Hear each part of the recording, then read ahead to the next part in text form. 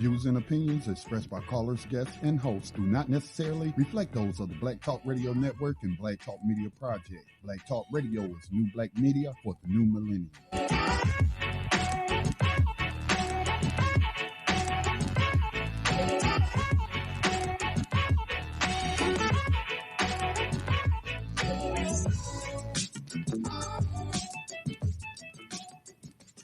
Hello and welcome to this broadcast of Black Talk Radio News. Of course, my name is Scotty Reid. Before we get into tonight's topic, let me just go ahead and say, again, I'm sorry to my audience, especially those subscribed to the podcast through the Black Talk Radio Network.com, but I haven't been putting out a lot of podcasts, and the overall Black Talk Radio Network stats have suffered as a result, but I hope to be rectifying that problem starting tonight, because I know a lot of people do count on me to bring them my perspective and to bring some facts, to be quite honest with you, when it comes to the stuff that we see in the media, whether it's dealing with social issues or political issues, which they're all interconnected anyway. They all intersect. But before I get started on tonight's topic in searching for justice for Breonna Taylor, but more importantly, setting the record straight, because we have, unfortunately, have seen partisan politics play a role in this case. A lot of propaganda, meaning propaganda that is incorrect information, that's actually misinformation concerning her case in the attempt to demonize Breonna Taylor for her own murder. So we see a lot of misinformation on social media. That's always going to be a problem, and that it is why it's on each and every one of us to make sure, we check the record, we check the facts, and just not simply believe memes. Like, in a related person related to this, I just found out today that what's his name, Mr. Cameron, the Kentucky Attorney General, I think his name is Daniel Cameron, and we'll be talking about his role in this cover-up in the killing of Breonna Taylor later tonight. But it was information being put out over about the past week that I saw it, and it was being shared a lot. More than one person in that shows up in my news timeline on Facebook shared this video, and another person shared it as a comment, and it was saying that Mr. Daniel Cameron was married to the granddaughter of Mitch McConnell, who is, of course, the Senate Majority Leader out of Kentucky in the U.S. Congress. So that's turned out to be false information. As I was doing my research in preparation for going over this timeline with those who take the time to subscribe to the podcast, watch the videos, and what have you, and get the show notes, where I always link on blacktalkradionetwork.com in my BTR news feed, the information, the sources that I'm citing to you. But the beautiful thing about video is you're able to see real time, or actually able to see what I'm sharing with you, and you can see the websites yourself or the news articles yourself. That's just a disadvantage that you have with audio only podcasting. But we remain committed to putting out information in both formats to just increase our reach with people, to combat all this misinformation. So before we get started, check out, we got some new podcasts on blacktalkradionetwork.com. For those that don't know, I founded this media outlet in 2008, and it is right now being managed by the nonprofit I also founded in 2008, Black Talk Media Project. But that's how long we've been around, and excited to bring some more podcasts on, like you see featured here, the Harsh Reality Podcast. So that's a new podcaster on Black Talk Radio Network. Make sure you go check them out.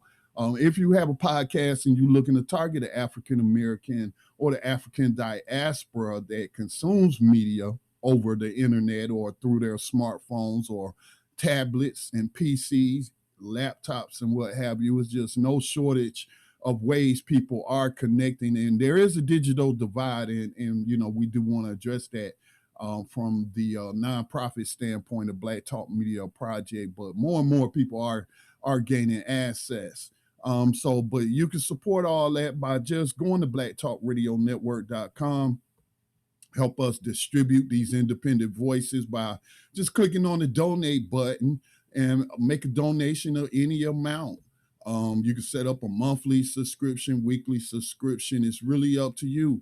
$1 a month, 100 a month, how much ever you can afford, and how much you believe in the mission of Black Talk Media Project and this particular project, the Black Talk Radio Network. Another way you could join us is by by joining the Black Talk Radio social media community, and it's just simply known as BTR community on blacktalkradionetwork.com. Just look for the big giant B, the white B in the black background, and you can take out a subscription for just $24 a year to this private social media community, where you will also find my links, which I've already published when I do these podcasts, and I line up my sources.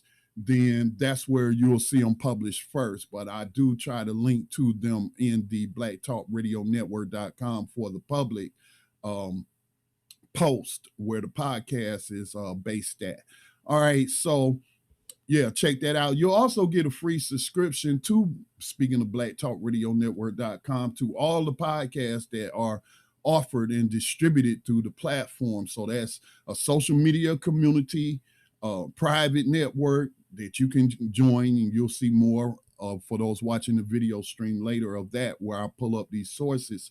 But you also get a subscription to You Won't Miss a Blog Post or a podcast, a new podcast on the network. And that's just $24 a year, just ways that you could support the media operations of the Black Talk Media Project, so that, you know, we can stay as independent as possible. You know, in this capitalist society, a lot of times he who pays the piper names the tune. And so since 2008, we've been able to play the tune of the people and just be a conduit, if you will, for the expressions of what we're hearing in those in our social circles and what have you. Again, the African American and African diaspora community.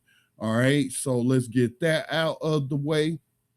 Now, let me just stop sharing for a moment here. So let me just say this right off the top. I'm very disgusted with just all the people who are putting out this misinformation, participating in this campaigns, and it's mostly a media campaign, both social media, and then we have people like Charles Barkley and Shaquille O'Neal, both who in the past have shown strong allegiance, blind allegiance. It's nothing wrong with backing public servants and supporting them. But what's wrong is when you support the blind corruption and criminality, when we're talking about homicides and cover-ups, and then when you had a documented evidence. So, you know, sometimes these celebrities and what have you, who have they're known as influencers in media.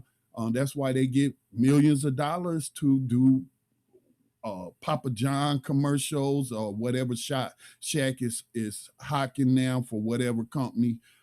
He gets a lot of endorsement deals. I see him, and so, but they get paid that money because they're influencers, right? And they have a huge influence outside of, which is drawn on their base of basketball fans, sports fans, or for whatever field that they were in. But when they're making ignorant expressions and casting doubt, I think Shaq said something like she was at the wrong place at the wrong time, or maybe that was attributed to the Kentucky Attorney General, Daniel Comer. Again, I got to pull up that information. Daniel Cameron is his name, who is not married to Mitch's granddaughter. That's fake information, but his real bio is bad enough on social issues and political issues. But somebody said she was in the wrong place, Breonna Taylor that is, at the wrong time. And as I saw someone on social media comment, which I agree with 1,000%, is that How you gonna be at the wrong place, in the wrong place, at the wrong time, and you sleep at home in your bed? You're not at the club where they playing all this violent music. People was drinking and consuming alcohol, and they had on Facebook beefs spill out into the streets and what have you. No, this Breonna Taylor and her significant other, Kenneth Walker, and I hope I'm not getting his name wrong, were at home in bed. Again, this was after midnight. These are working folks. These are what they call the quote unquote law abiding citizens, and somebody's busting down their door, and you're supposed to be able to defend your castle and all of that. But so much information, and that's what I aim to do, is to just lay out the documented evidence that before they even assembled and staged those militarized police in the parking lot of this apartment complex, and then the narcotics officers fighting this archaic drug war, which was started during the Nixon administration and supported by each and every subsequent administration. Whether you're talking Democrat or Republican, the drug war is still in effect right now. And it is an issue, and lots of people have died because of these no-knock warrants. So we'll be laying out the facts, but when you don't have the facts and you're demonizing the victims, that just really says something about you. It's one thing to be ignorant.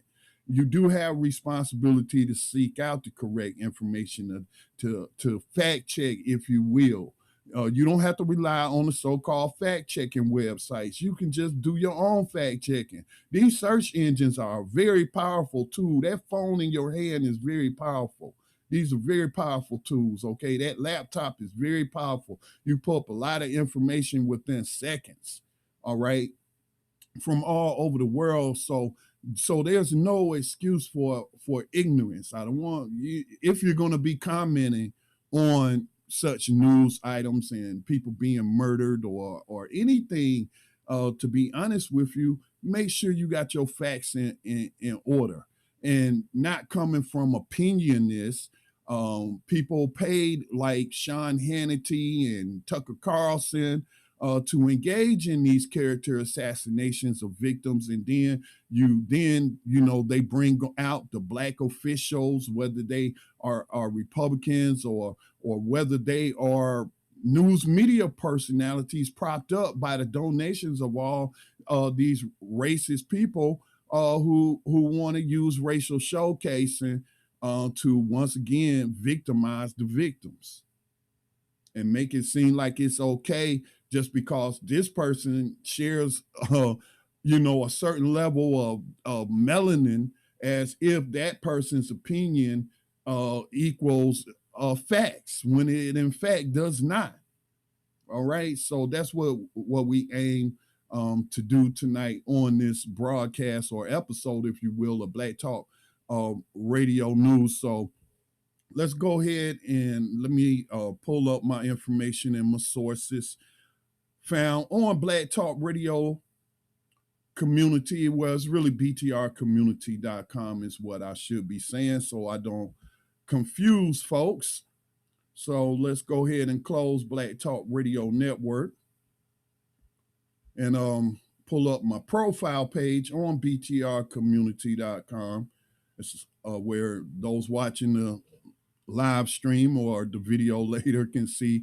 My hair is much longer now since I put up this profile picture on my profile in btrcommunity.com. But yeah, so I started this thread yesterday to just build a timeline and document as the news, credible news sources, local news sources, maybe a few national news sources, but mostly focusing on local. So let me actually blow this up so it'll be easier for those watching the video to read what's up. So talking about the Breonna Taylor murder, I would say, I know murder is a strong word, and you got to really show some intent. But it is so many charges. Involuntary manslaughter. Again, these cops weren't weren't charged with anything, and only one was charged with wanton endangerment, which over the years that I've been reporting on these type of stories, right? Um, Stories out of New York come to mind, stories out of New Jersey come to mind, and Baltimore also come to mind when the police be having these shootouts with obvious criminals, or let's say people who are legally carrying and trying to defend themselves against corrupt cops. Because in Baltimore, they was robbing people. There was a team of narcotics cops, just as was involved in Breonna Taylor's killing. In Baltimore, where they was going around robbing folks and what have you. But my point is when they get into these shootouts in the community, there's reports of these shots going into other people's homes and what have you, but I don't recall any of these officers being charged with wanton endangerment. Okay, so Breonna Taylor's dead, and she was in the process towards her death started with the warrant, the falsified warrant. And see, where are those charges, Attorney General? That is why a lot of the defense attorneys is asking questions, right? It's because it just don't add up when we look at the news reports and the court documents and what have you. So, I don't like to belabor the point, and I do these real fast. But let me also just check some stuff. I do believe if you want to participate in this live broadcast, you could join the chat. I'm integrating two different systems, operating on two different computer systems, and sometimes it doesn't work. Well, I'm still trying to figure it out, but let's just jump right into it because I don't like to be laboring and keep people, you know, from the facts. So I'm just really going to share with you just what either my personal commentary, commenting on a particular news story, or an excerpt from the article. Again, if you're a member of btrcommunity.com, you could go, especially, if you're following me, although this is a public post, and you'll see the links. So we're going to start from the very beginning. So this article, cops use false information to get warrant for Breonna Taylor's home. That's a crime. When you're seeking a warrant, these officers go to judges, magistrates, I believe. It depends on state to state. But you're swearing, you're taking an oath that the information that you have is true. And in this particular case, whichever officer, I don't have the details in it, right coming to mind, but they're in these articles of who sought the warrant and lied to the judge and falsified this information, talking about the postmaster and others. So let me just pull up. So I attorneys for the family of Breonna Taylor, Black EMT emergency technician, was shot 8 times in her home by police, a Lousiville Metro PD, used false information to secure the warrant that led them to the 26-year-old. And that's from the local Louisville, Kentucky paper, the Courier Journal. Let me just go ahead and open that one up. And this is from the dailybeast.com. And this was reported back on May the 16th. Now, she was killed, March the 23rd of this year, 2020. So let's just grab an excerpt.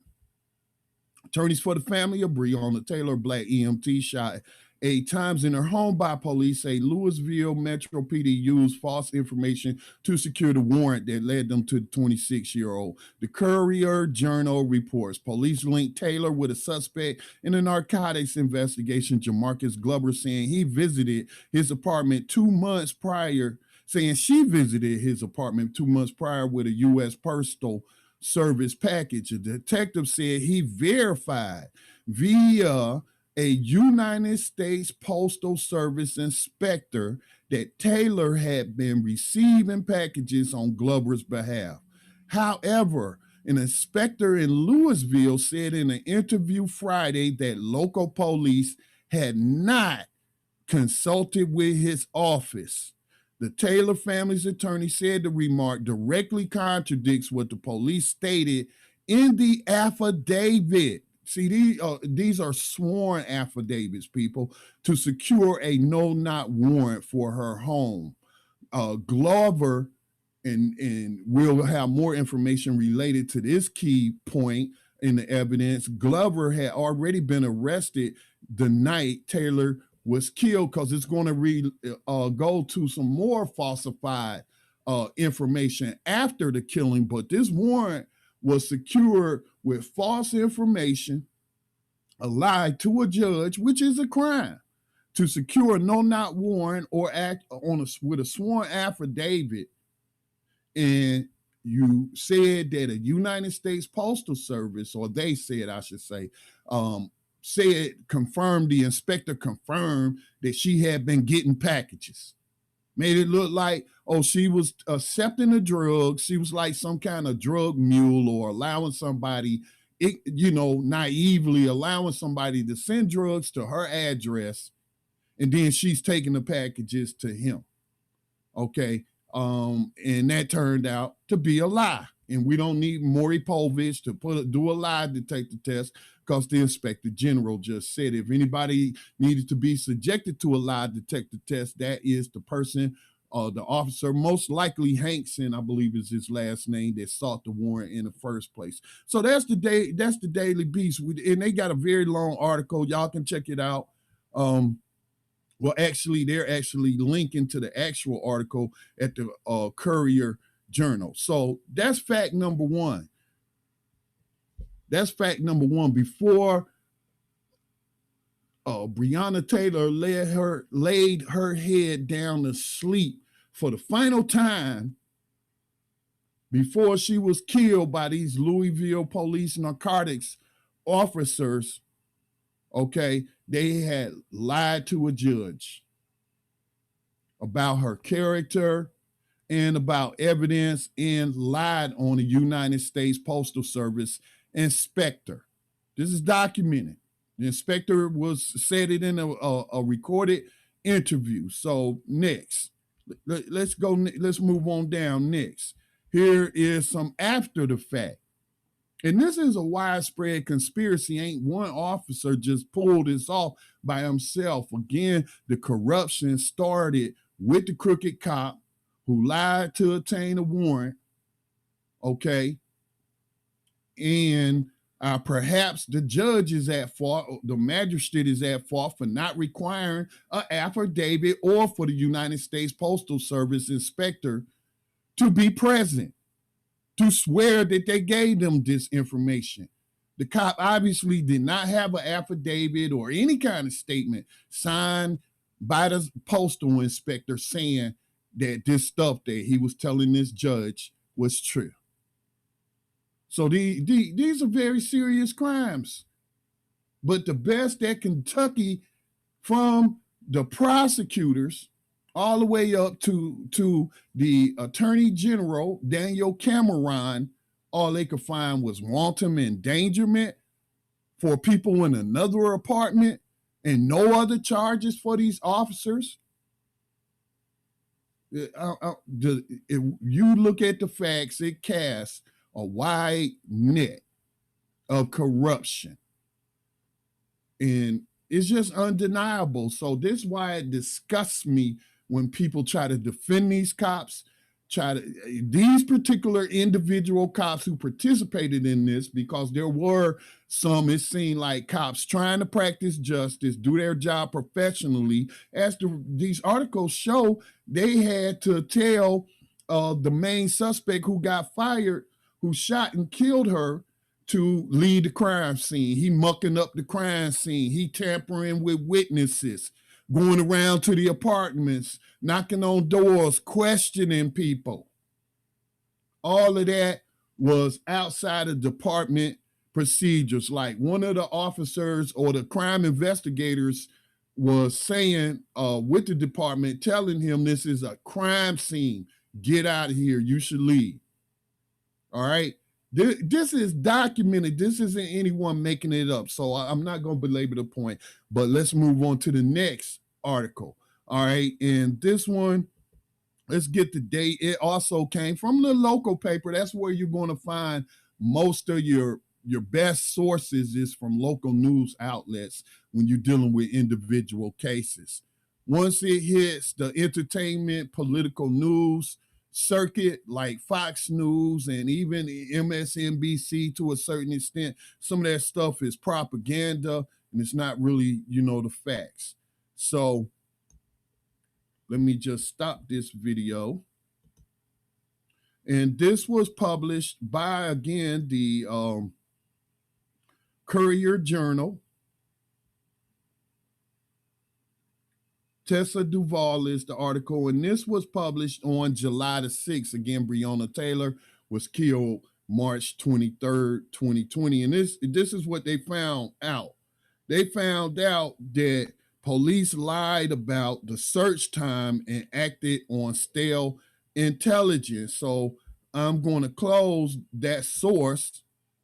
Again, it's linked up in btrcommunity.com. We'll also link it up in the blog post for Black Talk Radio News. But here is the main excerpt or point that I want, or fact I wanted to point out to my subscribers. Lousiville Metro Police lied about the time of day they raided the home of a main suspect and arrested him in a narcotics investigation that led officers to Breonna Taylor's apartment the night she died. Attorneys for her family claim in a new court filing. See, this is all during the discovery phase and what have you during the civil trial. And I'm not going to go off on a tangent and address something that me and a relative had a debate about whether or not doing filing a civil case where you can uncover evidence before they have time to destroy it, whether that harms the criminal case. Those are two separate issues. Okay. And it's just not a legitimate point to even debate. Some of this stuff, especially exemplified in Breonna Taylor's case, wouldn't have come forward and being put out to the media and what have you, if not, for the civil case. This is why they settled a $12 million lawsuit, which also part of the settlement was reforms to police and other stuff. And we'll get to that later, but I'm not going to go on that tangent right now. But so it says that Louisville Metro Police lied about the time of day they raided the home of a main suspect and arrested him in a narcotics investigation. They led officers to Breonna Taylor's apartment, again on falsified information submitted by a narcotics officer, apartment the night she died. Attorneys for her family claim in a new court filing. Court records indicate that LMPD officers executed 2 search warrants as part of a broader narcotics investigation, one at Taylor's apartment and another at a suspected drug house 10 miles away, both at the same time, 12:40 a.m., see, in the middle of the night. No wonder Kenneth and Breonna thought somebody was breaking in and what have you, or it was a home invasion, which happens all too often in the United States. That's why he was licensed and got his legally owned firearm to protect the home, to protect himself and Breonna. So anyway, here is the thing about that though. They changed the times, and again, you can check the sources. Again, the Courier Journal. And here is where they changed the times and made Breonna's. Let me bring that up. Okay, let me pull that up because I'm trying to go off of memory and I'll be having a lot of information in my head. All right, so both at the same time, they had actually already served the warrant on the main target, but then they changed the time to make it seem like they executed them at the same time when they actually executed the warrant on obtained under falsified affidavits on Breonna Taylor's apartment. All right. Hers was done at 12:40. They hit him around midnight, it seems. So in his amended complaint, Aguilar says police initially recorded one time and then later altered the record to add 40 minutes, matching the same time for Taylor's apartment. Officer Kelly Hannah Goodlett, so that's important to name, originally identifies the Elliott search time at 12 a.m. on the warrant execution form, only to subsequently add a faint 40 later on to give the impression entry was made around the same time as entry to Breonna Aguilar's wrote in the document filed Sunday. So this is documented evidence that an officer changed. And how did they get, once you execute a warrant or it's been sworn out, it seems like they go in the county records, right? So did the county clerk or whoever handles that allow this officer or another officer other than Kelly Hannah Goodlett to go in there and falsify this record to make it seem like they was doing it at the same time instead of they had already obtained their main target, suspected drug kingpin? See, facts are important. This is corruption. Where was any of this presented to a grand jury? Where are the charges? Okay, it's not going to come from the Attorney General of Kentucky, Daniel Cameron. It's not going to come from the prosecution, who I'm going to show in just a bit, tried to get their main target to lie on Breonna Taylor and say she was part of a drug network. It doesn't matter if she knew him or dated him at some time in the past. Some people want to suggest she deserved to be murdered by these cops or killed by these cops, homicided by these cops because she knew somebody. I know people who sold drugs. I know people who sell drugs. What they got to do with me? I should be murdered because I know these people. They live in the community. I bet you everyone listening probably got a drug dealer in the family or a drug addict in the family. Let's just keep it real. All right, you got to fight misinformation with real information, documented information. So, I mean, it's corruption from the start of the falsified affidavit to get the warrant, the no-not warrant. Then after they killed her, somehow at some point went in there and changed the date on the original warrant on the main target that was at 12 o'clock, and then put a little faint 40 like they did them both at the same time. It seemed to me it should have been two different warrants, one for her apartment, one for his apartment. But I'm only assuming because I can't see right now the entire warrant, but I'm wondering if on this one warrant they put her address down as a place where he might be.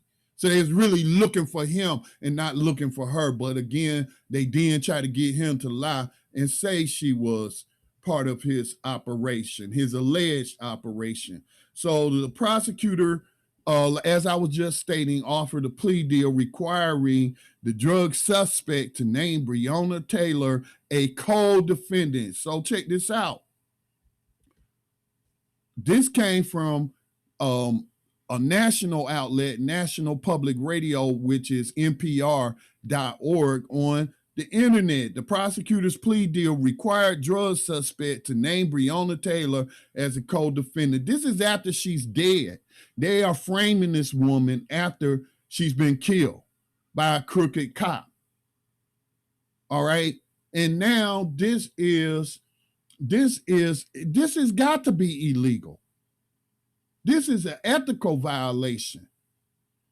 I don't have the prosecutor's name, and they don't always handle the cases, but they give final approval to their assistants. But this is criminal conspiracy to me, from the Lousiville Police Department all the way right now to the prosecutor's office, to cover up her killing. This is all criminal acts. And people want to talk about back in the blue. Y'all black the blue blindly. This is just people who don't care nothing about justice, and then especially if they perceive that all this injustice is happening to melanated people, people with dark skin, black people, other non-white people, and not happening to them, which it is happening to people who share their physical traits and characteristics and phenotypes and what have you, but they don't care. As long as they see this injustice happen to people that they hate without a logical cause. All right.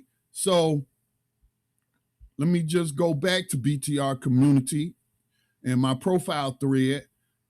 In the excerpt, the purpose of the raid on Taylor's home was to find evidence linking her to a ex-boyfriend, Jamarcus Glover, a convicted felon with a history of drug trafficking, according to court documents.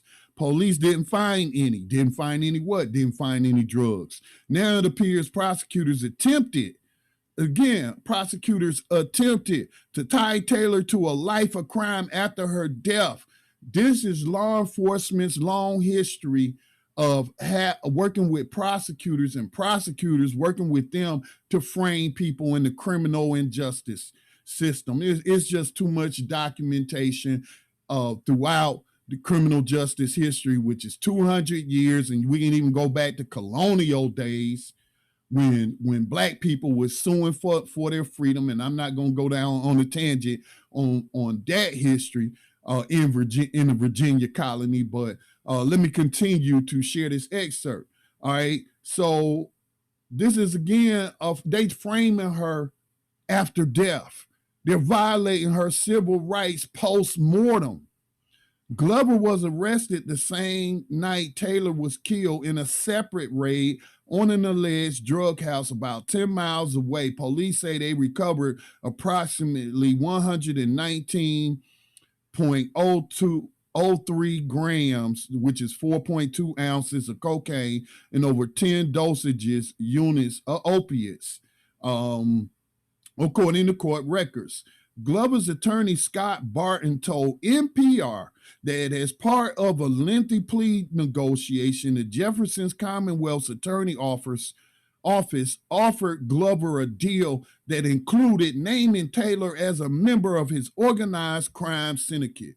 And if you go on to read the rest of the article, the deal that they offered him was no time for alleged almost 5 ounces of cocaine. They don't say whether it was cooked up in crack or it was powder. But they was going to give him probation despite his history. And I'm not arguing. I'm very against the drug war. And I know how it's been used by Nixon's intent was to target the blacks and the left. All right. And they used the drug war to do that. And law enforcement is a big part of that. So anyway, this is just so plain that, as they say, a blind man should be able to see and could see if it was written in Braille. All right. To see this corruption from head to toe on this whole stinking bird. This the kind of stuff that make people angry. This the kind of stuff that make people shoot law enforcement officers who may not even be part of the corruption ring. And I blame the corrupt cops for any quote unquote innocent cops part of this crooked, corrupt system practicing slavery. I blame them for not coming forth like they should be. And in this particular case, there seems to be people coming forth.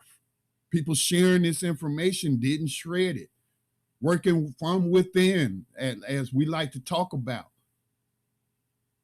I'm speculating right now, but some of the reports said they told the dude, get out the crime scene. All right, so there you go. Now the prosecution is in on the cover-up. These are facts. These are verified by court records and witnesses. They offered this man, which he turned down, probation, where he could have been looking at, I don't know if Kentucky had the 3 strikes, 3 felonies, and lifetime in prison. North Carolina, where we're based, certainly does. He could have been looking at life in prison. And they offered him a plea deal where he only do probation for all of this cocaine and this other classified scheduled drugs that, you know, the drug war has put a list as a way to put people into slavery as they try to struggle in a capitalist society. Because there's certainly not enough jobs paying living wages to go around, and these street people certainly aren't the ones smuggling it into the country. And I'm not going to go on a tangent about the DEA history of working with the Sinaloa cartel to open up a pipeline, a free smuggle drug lane from the border all the way up to Chicago. Okay. Again, we have so much corruption, and for it to be documented and obvious to anyone, and you be on that back to blue, you know, crap and not acknowledging all this injustice, then, you know, I just call you an inhuman, because I don't want to really engage in name calling and call you what I'm really would like to call you, other than, you know, you're just inhuman. You don't have any kind of apathy for other human beings. And if it's based on the amount or percentage of melanin they have in their skin and the texture of their hair or their geographical ancestral roots, then you're a racist. Come on, man. You can't be talking about freedom and justice for all, or U.S. citizens having inalienable rights, when we blindly turn a blind eye to all of this corruption, which we're seeing undeniably. You know, all this evidence the world is seeing going on in Kentucky. Kentucky telling us that Black lives don't matter. Like Gaston County is telling us in a case where a white woman killed 2 Black people with a vehicle by hitting them drunk driving, and she only got 18 months. 18 months. And that's something I will be bringing as I, you know, do local coverage of my community where I live, Gaston County community, where, you know, we need to be asking the question of, why did it take an hour when police made contact with this woman after her hit and run to give her a breathalyzer? I imagine she went home, ate some food, probably ate a whole bunch of bread and stuff to soak up the alcohol in her stomach, then maybe called the police. I don't know how they found her, but they found her 30 minutes later, but then they don't give her a breathalyzer to an hour. She had a whole hour. She blowed the 0.5 when the legal limit is 0.8, but I bet you if they had blowed it. And then this one, and the plea deal that Locke Bell, the prosecutor in Gaston County, gave her is, so that's going to be the subject of an upcoming broadcast where, you know, I want to encourage those of us who have an international audience or national audience to also be informed about what's going on in your own community and help expose corruption by asking the right questions. All right, so let me move on. So all of this undeniable corruption in the murder. Here we got the prosecutors conspiring to get this man to commit perjury, because he will have to also swear an affidavit or be in open court, you know, swear on the Bible. You don't have to, but they give you the option to swear on the Bible, take the stand, and to tell the truth and read from the script, or read from memory, recite from memory the script they gave you. And to his credit, he did not agree to this plea deal, where he'd have seen no jail time, y'all. This is all if the Justice Department, the federal Justice Department, run by the corrupt Bill Barr, was interested in producing justice and using the power of the federal government to investigate, they will be investigating this. But see, again, because the president, the way the U.S. Constitution is set up, and it should be revised, it's set up is that the president, no matter what party gets to appoint make partisan appointments to these positions, these very crucial positions.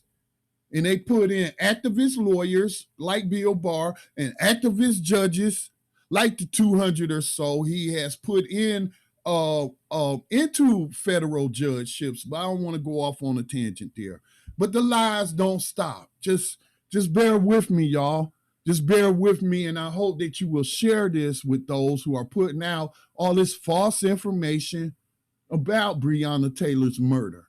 It's just ridiculous, man. People have a reason to riot. I'm not encouraging rioting, but hey, we human beings are emotional beings, and when they just see an open display of tyranny like this, undeniable tyranny, and public officials cover up the murder of citizens. I mean, again, the American Revolution was started because of the Boston Massacre, where U.S. colonists or American colonists confronted British soldiers over the policing of their community, where they brutalized the youth and they confronted them. These were unarmed protesters, other than they might have, I read they had some clubs or some sticks or what have you, but they didn't have any firearms, and they were shot and killed. Crispus Attucks, the first one to fall, who was memorialized as the one who really stood up for liberty and justice and stood up to police brutality and tyranny of the boot on a human being's neck. But yet they hide their history. So the headline is ballistics don't support Attorney General Cameron's claim Breonna Taylor's boyfriend shot the officer. So again, I think it was Chuck, as they call him on sports talk media. Charles Barkley was blaming it on Kenneth Walker firing a shot. He fired a warning shot. He doesn't, not that I have seen, said that he fired at officers or he fired blindly through the door. I don't know. But we have, again, somebody in the Kentucky government who is putting out information that's saying the Attorney General is lying about the bullet they pulled out of one of the cops' leg. So let me go again back to, I just want to open up. This is the Courier Journal, local paper.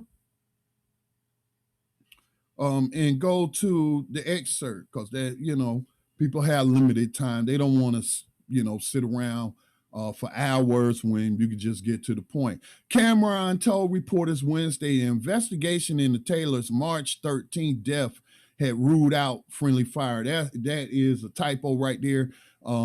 They meant March the 23rd.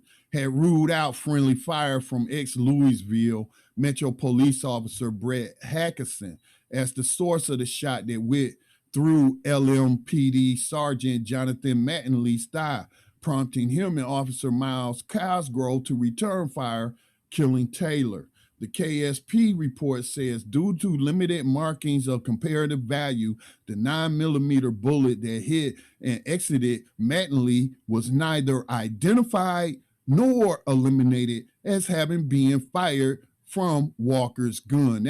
That's the boyfriend. But yet, all of this right-wing media and uninformed people on social media sharing all this fake information. Charles Barkley shacking a fool, with misinformation on a very, very blatantly obvious killing and cover-up of this killing. From head to toe, from the narcotics officer to somebody in the magistrate's office or the clerk of court's office to allow somebody to tamper with evidence, the warrant, the original warrant, to the prosecutors trying to get this man to commit perjury, to justify the murder of Breonna Taylor and besmirch her name, character assassination on her. And I'm seeing people making comments, these fake comments, and I mean these comments on these articles on social media and what have you, or on the platform of the news outlet itself, and people just putting that in the comments, and it's fake news, it's fake information. They're either doing it ignorantly or intentionally, because they back the blue. No matter what, baby, black to blue. Anti-blackness is a must with some of these people. So Cameron said Hankerson had been eliminated as the shooter because the three officers, Hankerson is the cop that got fired and only charged with wanton endangerment, and nothing related to the evidence that he falsified and trampling around the crime scene and tampering with witnesses. All of this is documented in these articles in this thread on btrcommunity.com. But so Hankerson they're saying the attorney general lied when he said Hankerson had been eliminated as the shooter of the other cop because the three officers were all carrying 40 caliber handguns while Walker had a 9mm. But appearing later that night on CNN, this is national media, Steve Romines, one of Walker's attorneys, said he had obtained a LMPD record showing Hankerson had been issued a 9mm weapon as well. So I wonder, if he had a 40mm and a 9mm cop that got fired, okay, and tampered with evidence and lied, and wow. But he had a 9mm, but they're saying all the cops only had 40mm. So again, Daniel Cameron is a problem. ADOS in Kentucky. We got all these folks. I wonder if folks voted for him in Kentucky. I don't know if he's the first African-American attorney general in Kentucky, but I wonder if a lot of people just voted for him because of his skin color, because it happens on both sides of the aisle, and really, the core platform that they running on really don't matter. And this guy was just elected this year in 2020. He took office this year. So what's that, another 4 years? But I think he need to be investigated and recalled and actually prosecuted if it shows that if he ain't just repeating lies being handed to him, he's still a participant in the cover-up. He's got to go and should face charges. This is why they settled for $12 million. But he represents the state. So if I was the family, I'd be looking to sue the state of Kentucky for the attorney general, Daniel Cameron, participating in the post-mortem violation of Breonna Taylor's civil rights. That's what's going on here. That's on the state right there. He's participating in the cover-up with local, county, and city officials. Tell y'all wonder why so many millions of people around the globe subscribe to Black Lives Matter, knowing that it don't mean just justice for Black people, but it means that if you look out for Black people who are the least cared about, then everybody cared about. If you have justice for them, you automatically got justice for everybody. That's why so many people have bought into the movement, not the org, but the movement. Whether they use that terminology or not. But we see them out here fighting for justice and reforming areas that can be reformed and abolishing other areas that shouldn't exist, like drug war policy. Drug war shouldn't even be happening, let alone putting people into prison slavery over it. So let me move on. The line about the ballistic report. There's no evidence concrete showing that Kenneth Walker shot the cop. It's likely Hankerson shot him. He had a 9mm too. Now, the next article, the inside story of how Lousiville $12 million Breonna Taylor settlement came together. And I didn't include this article, but there is one I think I shared on Black Talk Radio Network's Facebook page of some South Carolina, University of South Carolina law students who also participated in helping Benjamin Crump's law firm and the attorneys assigned to that family's case. And again, during the discovery phase, again, people talking about you should wait till after a criminal trial before you file a civil case. No, you do as the law allows, because that puts pressure. It uncovers evidence that otherwise might be lost if you wait for them to destroy it. So they wanted to hurry up and sweep this under the rug. Kudos to the family for not signing a non-disclosure form. To like when what was the young man killed in Chicago, shot down in the street like a stray dog by a vicious inhuman. I can't remember his name, but they gave his mama, Emmanuel, Obama's former chief of staff, was the president at the time. Mayor at the time, Rahm Emanuel, and they settled it for $5 million with the boy's estranged mother, who was not raising him because he was in the system and she couldn't talk about it. See, that's the difference in these cases.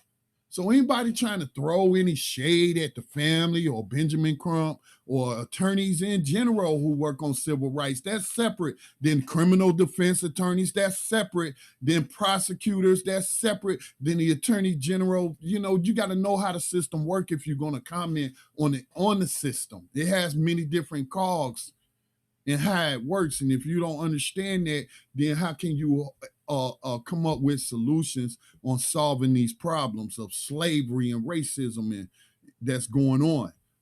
Institutional slavery and racism, modern day slavery. So I just recommend that article. Let me share some of the excerpts from that. Tamika Palmer's hands, that's the mother of Breonna Taylor's hands were shaking. The 12-page document she was signing that Monday stipulated the city would pay her $12 million, a record settlement against the Lousiville Metro Police Department.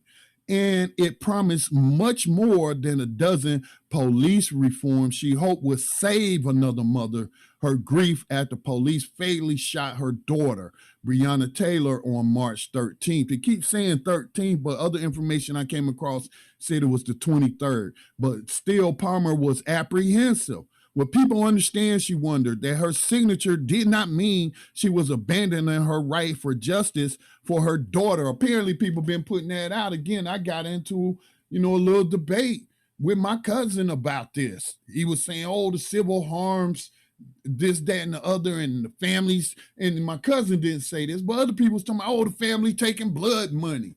This is absurd. I don't know if it be coming from racist white people disguising themselves as black people, especially when they had them crazy spell African names, and you look at their profile and it just looks like a Republican or a neo-Confederate page because of the stuff they share and they like. It's more than likely a neo-Confederate suspected racist or a paid troll. They could be black, again, because melanin does not dictate morality. Those are personal characteristics. So I just recommend people check out that article. The very troubling question Kentucky Attorney General isn't answering on the Breonna Taylor decision. So Benjamin Crump and the other attorneys for the family is right to call out, and journalists are right, activists are right to call out the Attorney General Daniel Cameron to release the grand jury transcripts. And there is a movement to make this goes back to Mike Brown's killing in Missouri, Ferguson, right? This goes back to some of the stuff in his case. and the secret grand jury testimony, that became an issue in making that public. There should be state law change through state legislators to make all of that transparent. No secrecy. You can redact the names of key witnesses to protect their safety till after the trial, but to just make the entire proceedings, transcripts, secret, that just sound, I mean, who wants a government that's engaged in those sort of practices that's usually associated with tyrannical governments, fascist governments, and what have you? So that I agree with the family's attorneys and calling on Daniel Cameron.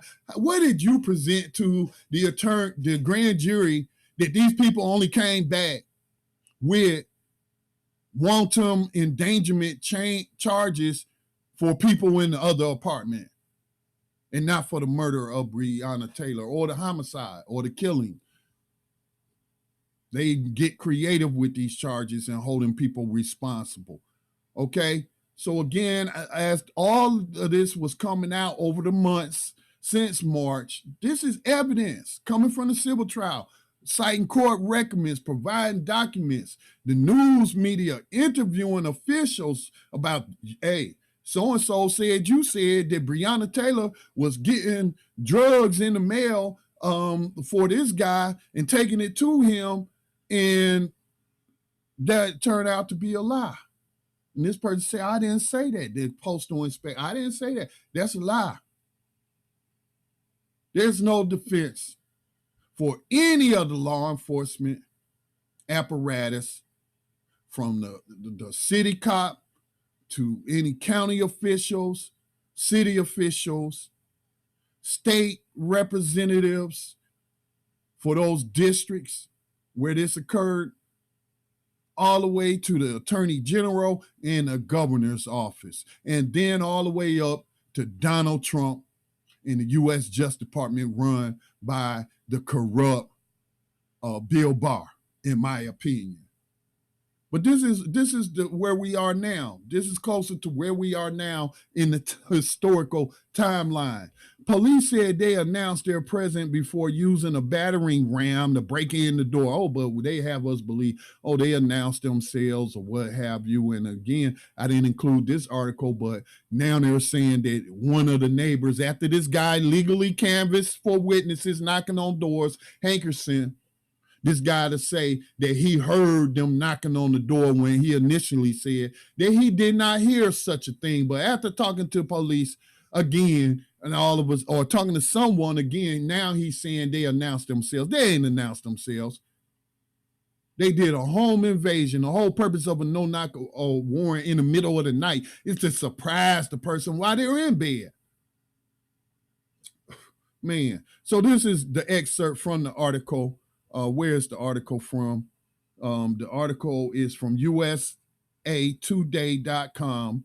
It's a very good article. Police said they announced their presence before using a battering ram to break in the door, but Taylor's boyfriend, Kenneth Walker, said they didn't hear anyone say anything and fired a warning shot.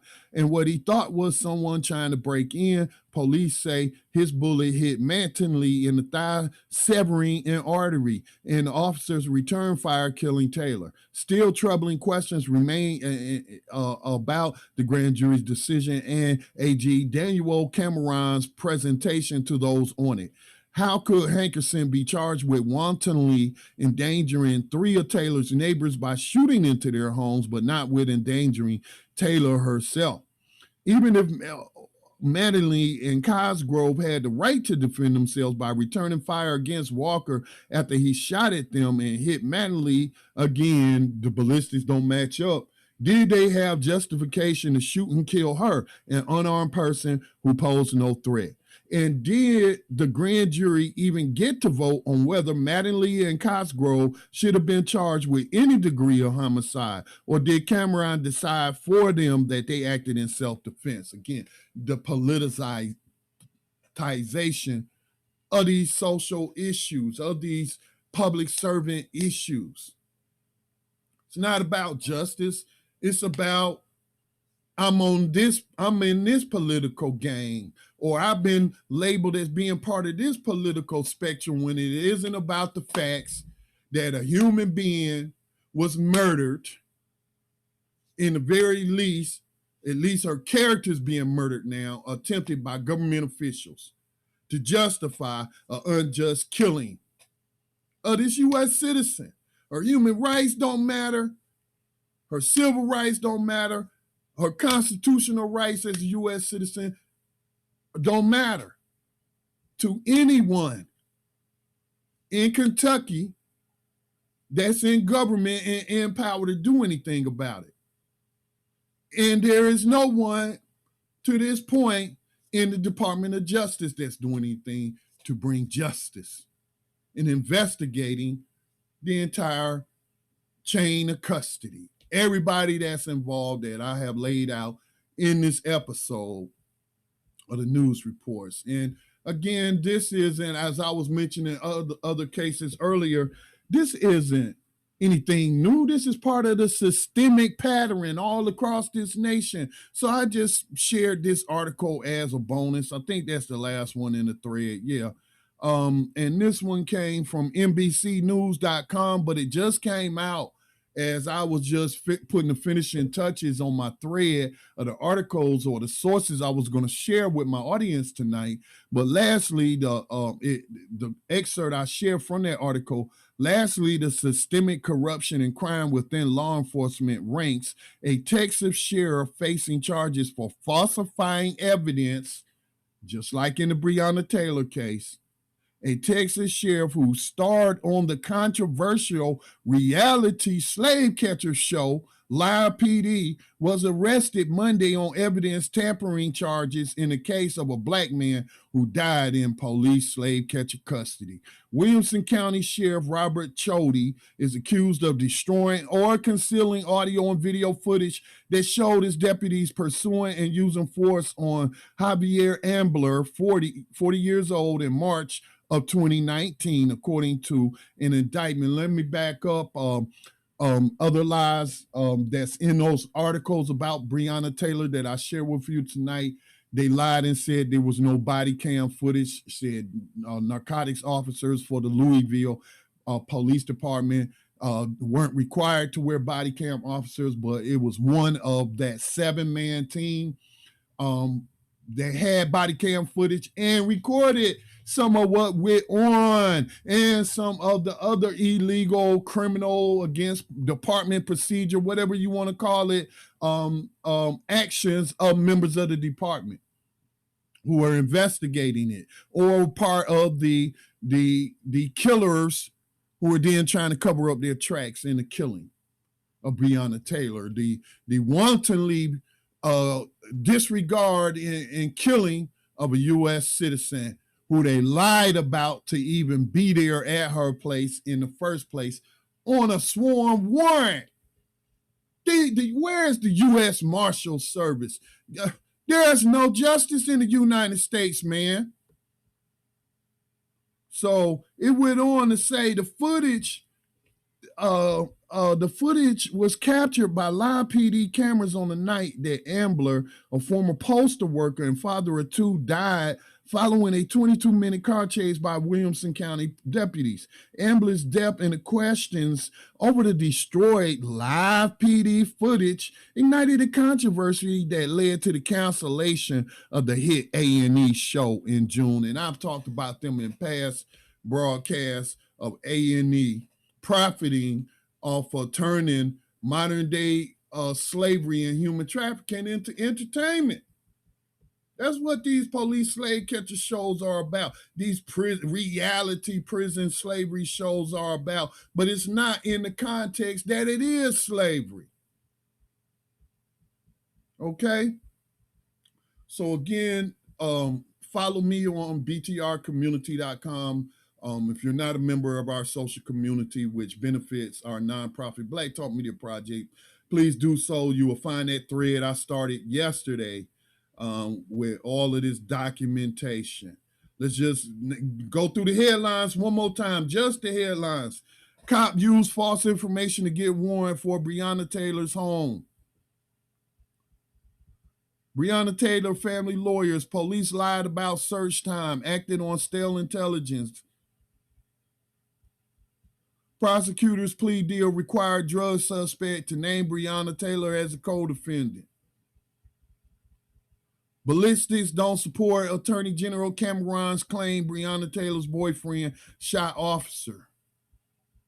The inside story of how Lousiville 12 million Breonna Taylor settlement came together. All this corruption, they ain't had no choice, man. All this evidence, the preponderance of the evidence. This is, man, I tell you, man, this is the worst cover-up I have ever came across, stitching together news media reports. Police said they announced, the very troubling questions Kentucky's Attorney General isn't answering on the Breonna Taylor decision. And the last bonus to show a pattern in practice across the United States, sheriff who starred on live PD charged with evidence tampering in black man's death. This is in Texas. Same thing Lousiville did. Same thing the quote unquote bad apples do all throughout.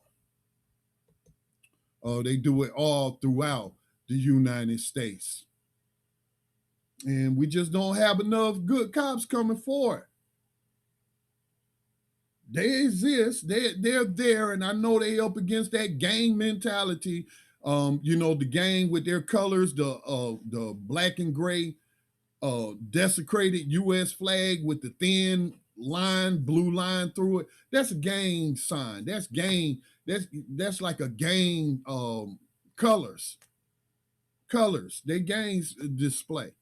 That's what that is. That's what that about, and we know that there are officers who are afraid to go up against that gang that will kill you or set you up to be killed or destroy your career if you come forward, like they did the guy in LA who came across the video, the non-white, I would say Hispanic American man, probably Mexican American law enforcement officer, former Marine, retired from the Marines and joined law enforcement. He came across that video where they choked that man to death, stuck the baton in his mouth, and then he leaked that to the press. They suspended him. They didn't give him a medal for showing this cover-up, this video cover-up, which included supervisors, the narcotics officers who killed this man. That's recent. That's not a year ago. That's a couple of weeks ago. That was a recent story.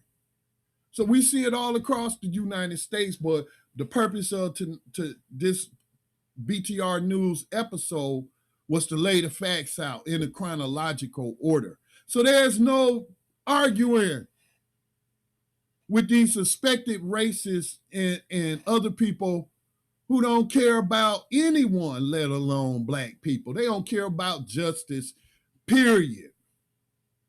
Because I've seen too many cases of white people unjustly killed, like that white man made to crawl on his knees, begging for his life with his hands up, talking about don't shoot me, and the cop on his body cam, recording him, making this man do all this furtive movement, to use industry jargon, or what would we call it, career jargon, furtive movements. Yeah, crawl towards me, put your hand over here, put your hand, like he's doing Simon Says, right? And then shoots the man. Instead of just telling him lay flat on his face and then, secure the detainee, you just kill this unarmed white man. And people support that. White sacrifices, Mr. Fuller would care. Well, I will sacrifice this white life just as long as I can continue to see police kill non-white people and get away with it. We're dealing with sick people, all right? Psychologically ill people, people with mental illness, mental disease. What other way can you explain their inhuman behavior? Okay, so I tell you, man, a lot to go on. And so my next episode, I'll be focusing on that hit and run case here in Gaston County, where The drunk driver only got 14 months for killing, running over two black people, and then left the crime scene. Didn't call 911 to get him any kind of aid. So many crimes. This woman, who was originally charged with several felonies, and then the Gaston County prosecutor gave her a sweetheart plea deal. Man, a sweetheart plea deal. And especially when you got a monument to white supremacy and rape put up by racists in 1912, but then, put up in one location at the old county courthouse, and there's been two, but the old county courthouse in Gastonia, you move it from there and put it on a 35-foot pedestal at the new courthouse, where the judge and the prosecutors basically rendered some justice, so-called justice, that say black lives are only worth 14 months for a white woman who ran over two black people while drunk driving and left the scene of the crime, didn't render first aid, didn't call for first aid. And then you have, for unknown reasons, police making contact at 30 minutes after the accident, or the vehicular homicide, and then don't give her a breathalyzer or a drug test for that matter until an hour to an hour and a half later, which would have caused her alcohol content, blood level to go down over time. And we don't know what she did in that 30 minutes that she went home. She could have, again, ate a whole bunch of bread to soak up the alcohol in her system. Still below the 0.5, though.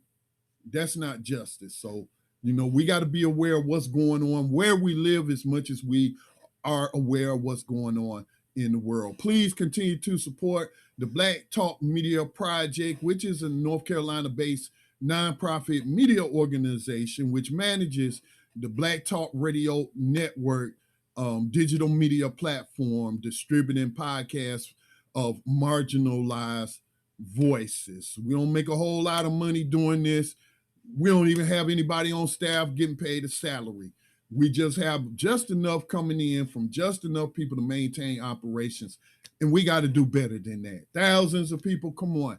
You can give $1 a month, give $10 a month, $100 a month, $1,000 a month, whatever you have, so that we can do more in using media to bring justice into this world. All right, with that said, peace and blessings to all.